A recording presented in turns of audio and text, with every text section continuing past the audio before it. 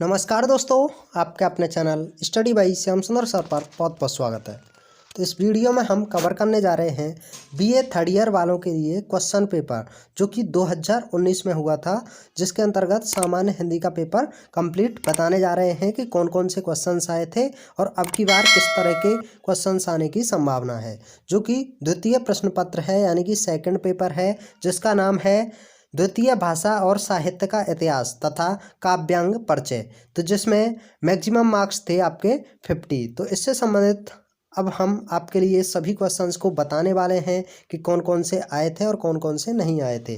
जिसके अंतर्गत नोट में देख लेते हैं। नोट में क्या क्या था। नोट में था खंड आ से 5 प्रश्नों को करना था, खंड बा से आपको 3 प्रश्नों को करना अनिवार्य था, जबकि खंड सा से 2 प्रश्न करना अनिवार्य था। तो आइए जान लेते हैं खंड आ से लघुत्तरीय प्रश्नों के बारे में। खंड आ में लघुत्तरीय प्रश्नों के बारे में है क्वेश्चन नंबर पहला, आधुनिक आर्य भाषाओं का विकास। आधुनिक आर्य भाषाओं का विकास अपभ्रंश के किस क्षेत्रीय रूप से हुआ है, संक्षेप में बताइए। तो आपको क्वेश्चन नंबर फर्स्ट यह बताना था कि आधुनिक आर्य भाषाओं का विकास अपभ्रंश के किस क्षेत्रीय रूपों से हुआ है, संक्षेप में बताना था। क्वेश्चन नंबर सेकंड में दिया हुआ था कि आदिकाल को विद्वानों ने कितने नामों से पुकारा है। आदिकाल को विद्वानों ने कितने नामों से पुकारा है एवं उनके नामों को भी लिखिए। तो उनके नाम भी आपको लिखने थे। जबकि क्वेश्चन नंबर 3 के अंतर्गत पूछा गया था अष्टछाप से आप क्या समझते हैं। जी हाँ, अष्टछाप क्या होता है एवं अष्टछाप कवियों के नाम बताइए। अष्टछाप कवियों के आपको नाम भी बताने थे। क्वेश्चन नंबर 4 में पूछा है रीतिकालीन काव्य की प्रमुख प्रवृत्तियों का वर्णन कीजिए। रीतिकालीन काव्य की प्रमुख प्रवृत्तियों का वर्णन करना था। जबकि क्वेश्चन नंबर 5 में पूछा गया था छायावादी प्रमुख कवियों के नाम बताइए और उनकी छायावादी कृतियों के नाम लिखिए। जी हाँ, इस क्वेश्चन में पूछा गया था छायावादी प्रमुख कवियों के नाम बताइए और उनकी छायावादी कृतियों के नाम भी आपको लिखने थे। नेक्स्ट क्वेश्चन की तरफ चलते हैं। क्वेश्चन नंबर 6 में दिया हुआ था निबंध से आप क्या समझते हैं। जी हाँ, इसमें पूछा गया था निबंध से आप क्या समझते हैं। भारतेंदु युग के प्रमुख निबंधकारों के नाम एवं रचनाओं को उल्लेख कीजिए। क्वेश्चन नंबर 6 के अंतर्गत यह प्रश्न पूछा गया था। जबकि क्वेश्चन नंबर 7 में आपको दिया हुआ था कि संस्कृत आचार्यों द्वारा कितने काव्य शास्त्र संप्रदाय बताए गए हैं, उनके नाम एवं प्रवर्तक एवं ग्रंथों का उल्लेख कीजिए। जी हाँ, संस्कृत आचार्यों द्वारा कितने काव्य शास्त्र संप्रदाय बताए गए हैं, उनके नाम बताने थे, प्रवर्तक बताने थे और ग्रंथों के नामों का उल्लेख करना था। जबकि क्वेश्चन नंबर 8 में आपसे पूछा गया था रस से आप क्या समझते हैं। जी हाँ, इसमें पूछा गया था रस से आप क्या समझते हैं, रस के बारे में बताना था एवं रसों के नाम एवं उनके स्थायी भाव का उल्लेख कीजिए। जी हाँ, रस से आप क्या समझते हैं, रसों के नाम एवं उनके स्थायी भाव का उल्लेख करना था। क्वेश्चन नंबर 9 में पूछा गया था कि यमक अलंकार की परिभाषा देते हुए उदाहरण सहित समझाइए। जी हाँ, क्वेश्चन नंबर 9 में दिया है यमक अलंकार की परिभाषा देना था और उसके उदाहरण भी लिखना था। जबकि क्वेश्चन नंबर 10 में दिया हुआ था सोरठा से आप क्या समझते हैं। जी हाँ, सोरठा से आप क्या समझते हैं और उदाहरण सहित समझाइए। आपको सोरठा के बारे में बताना था, सोरठा क्या होता है और उदाहरण सहित आपको बताना था। यह आपका खंड आ यहीं पर समाप्त होता है। खंड बा को देखेंगे, जिसके अंतर्गत दीर्घ उत्तरीय प्रश्नों के बारे में पूछा है, जिसमें 5 × 3 यानी कि 3 क्वेश्चन थे, जो कि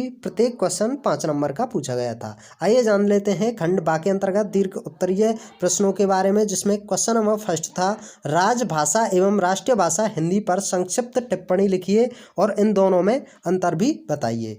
जी हाँ, क्वेश्चन नंबर फर्स्ट था राजभाषा एवं राष्ट्रभाषा हिंदी पर संक्षिप्त टिप्पणी लिखिए और इन दोनों में अंतर भी बताइए। तो आइए जान लेते हैं क्वेश्चन नंबर सेकंड के बारे में। क्वेश्चन नंबर सेकंड दिया था भक्ति काल को स्वर्ण काल क्यों कहा जाता है।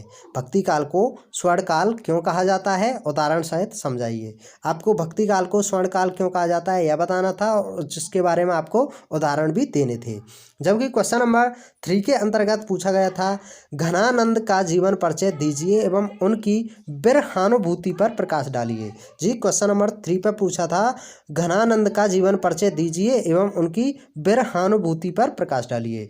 जबकि क्वेश्चन नंबर 4 में पूछा गया था कहानी से आप क्या समझते हैं। जी हाँ, इसमें पूछा था कहानी से आप क्या समझते हैं और इसके विकास क्रम पर संक्षिप्त प्रकाश डालिए। कहानी से आप क्या समझते हैं और इसके विकास क्रम पर संक्षिप्त प्रकाश डालने को कहा गया था। जबकि क्वेश्चन नंबर 5 में पूछा गया था काव्य प्रयोजन का क्या तात्पर्य है। जी हाँ, काव्य प्रयोजन का क्या तात्पर्य होता है, विद्वान ने कितने काव्य प्रयोजन बताए हैं, उल्लेख कीजिए। जबकि क्वेश्चन नंबर 6 में पूछा गया है छंद की परिभाषा देते हुए प्रमुख छंदों का उदाहरण सहित परिचय दीजिए।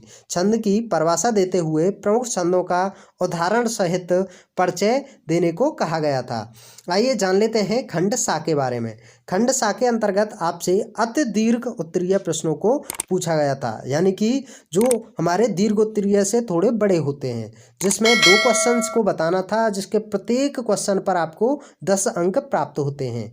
आइए जान लेते हैं खंड सा से संबंधित अति दीर्घ उत्तरीय प्रश्नों के बारे में, जिसके अंतर्गत क्वेश्चन नंबर फर्स्ट दिया हुआ है आचार्य रामचंद्र शुक्ल द्वारा किए गए हिंदी साहित्य के इतिहास के काल विभाजन से आप कहाँ तक सहमत हैं, तर्कसंगत उत्तर दीजिए। जी हाँ, क्वेश्चन नंबर फर्स्ट है आचार्य रामचंद्र शुक्ल द्वारा किए गए हिंदी साहित्य के इतिहास के काल विभाजन से आप कहाँ तक सहमत हैं, तर्कसंगत उत्तर देना था। जबकि क्वेश्चन नंबर सेकंड में पूछा गया था रीतिकाल से आप क्या समझते हैं। जी हाँ, रीतिकाल से आप क्या समझते हैं, रीतिकाल का नाम के औचित्य पर प्रकाश डालते हुए इस काल को विभिन्न काव्य धाराओं को स्पष्ट कीजिए।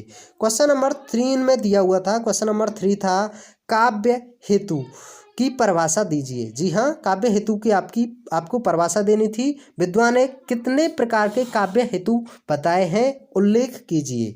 जबकि क्वेश्चन नंबर 4 में पूछा गया था अलंकार की परिभाषा दीजिए एवं प्रमुख अलंकारों के लक्षण उदाहरण सहित बताने थे। जी हाँ, ये आपके क्वेश्चन नंबर 4 यहीं पर समाप्त हो जाते हैं खंड सा से संबंधित। पहला, दूसरा, तीसरा, ये 4 क्वेश्चन इसमें दिए थे। खंड सा से संबंधित सभी खंड यहाँ पर समाप्त होते हैं। इसी पर आप अनुमान लगाकर देख सकते हैं कि आपके किस तरह के इस वर्ष भी क्वेश्चंस आ सकते हैं। यदि आप अलग पेपर देखना चाहते हैं और प्रीवियस पेपर देखना चाहते हैं तो आप हमारे चैनल की प्लेलिस्ट में जाकर सभी प्रश्नों को देख सकते हैं, सभी पेपर्स को देख सकते हैं और अपनी बेहतरीन तैयारी कर सकते हैं। यदि आप चाहते हैं कि पेपर के साथ साथ आपको नोट्स भी प्रोवाइड हो जाएं तो आपको नोट्स भी प्रोवाइड कर दिए गए हैं। जबकि इनके साथ आपको एक और अपॉर्चुनिटी दी गई है जिसमें हमने पीडीएफ को भी साथ में दे दिया है। आप इसके साथ पीडीएफ भी ले सकते हैं, जिसके लिए आपको हमारे टेलीग्राम चैनल से जुड़ना होगा। Thanks for watching. जय हिंद, जय भारत।